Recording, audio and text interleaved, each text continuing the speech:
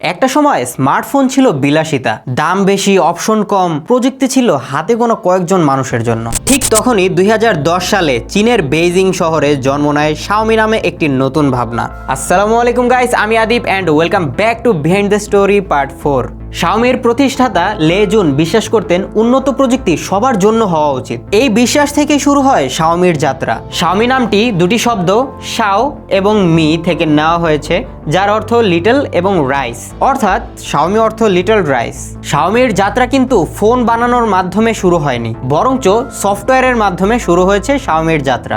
MIUI একটি custom Android interface, dual app, second space, split screen, build in screen recorder, call recorder, app lock ইত্যাদি অনেক feature এবং stock অ্যান্ড্রয়েডের ওই যুগে কাস্টমাইজেশনের জন্য খুব তাড়াতাড়ি MIUI জনপ্রিয় হয়ে যায়। 2011 সালে শাওমি লঞ্চ করে তাদের প্রথম স্মার্টফোন শাওমি Mi 1।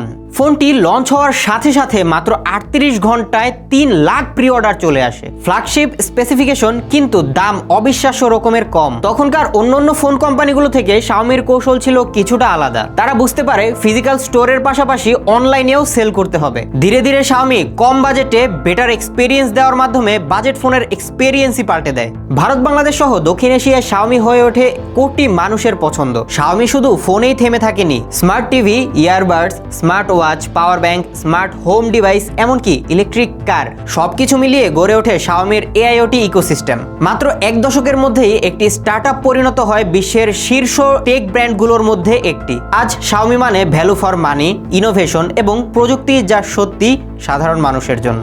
গাইস, ভিডিওটি কেমন লাগলো এখনই কমেন্টে জানিয়ে দিন এবং এরকম আরো বিহাইন্ড দ্য স্টোরি সম্পর্কে জানার জন্য এখনই সাবস্ক্রাইব করে ফেলুন টেক টু দ্য পয়েন্টে। সায়োনারা।